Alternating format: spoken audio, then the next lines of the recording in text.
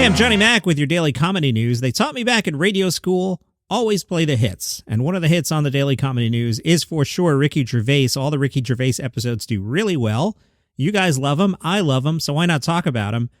So over the weekend when I was playing on the computer, The Hollywood Reporter resurfaced their interview with Ricky. This one was from December. This is before the Golden Globes, but I took another look at it, and I thought I'd pull out some stuff here that I thought was pretty interesting. They asked him, why are you hosting the Golden Globes again? He said, it's complicated.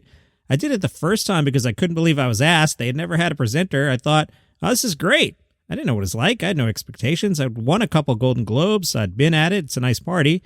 I realize it's much better to be at there than perform at it because you've got no pressure. Everyone's drinking. Everyone's getting drunk. They want to hear what you have to say. They want to know if you've won an award. And as the night goes on, there are more losers that are like, well, we didn't even win. So it's a bad gig for a comedian. If this was a comedy club, you'd go, I'm not playing that club. They asked him, do you write your own material? And when do you start? He said, yeah, I do.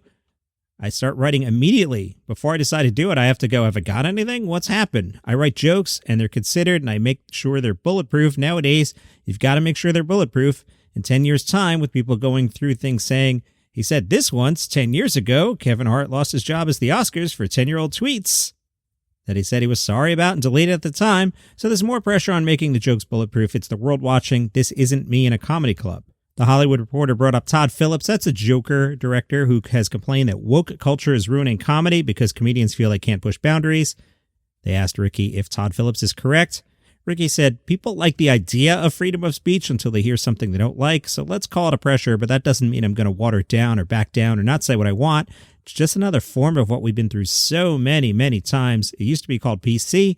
I think those things start off with a very good intention, and then they're mugged. It's a good thing not to be racist and sexist and homophobic, but it's not a good thing to not be allowed to make jokes about those things because you can tell a joke about race without being racist. I'm happy to play by the rules. It's just that the 200 million people watching have different rules. That's the plight. When people say, he crossed the line, I say, I didn't draw a line, you did. It's relative, it's subjective. And does Ricky feel his brand of comedy is being phased out in any way?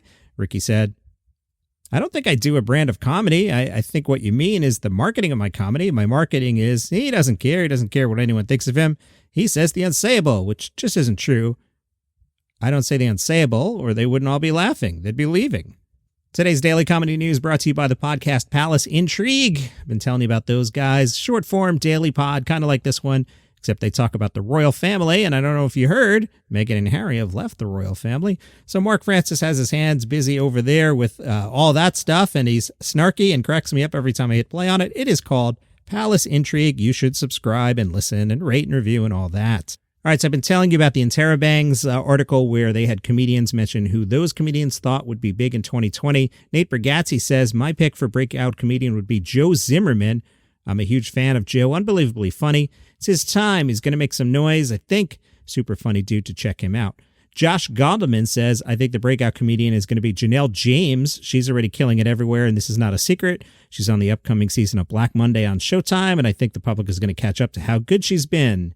Tommy Johnigan, my breakout comedian, is Joe List. I picked him to break out before, and he did break out, but I don't think he broke out enough. This guy needs to be more broke. Joe List 2020. That reminds me, when I'm not doing this, one of the many things I do is I host on what used to be called Slacker Radio. It's been rebranded Live by Live. So if you go onto your apps and you see Live X Live, that's it. It's a streaming service with, music and stuff like other apps have. And I run the comedy properties over there. I host something called the Weekly Comedy Thing. So if you like this pod, that's a lot like this, except I play bits in between. And sometimes there are overlaps in the stories. As an example, that Tommy Johnigan liking Joe List. What I do on the Weekly Comedy Thing is then I play Tommy Johnigan and Joe List. Can't do that on this because rights and royalties and all that shit. You don't care about that. But if you want to check out actual comedy, the app is free, Live by Live, Live X Live in your app store. Jim Gaffigan on Conan O'Brien tonight. That's worth checking out. That's your Daily Comedy News. Hit subscribe, rate, and review, all that. See you tomorrow.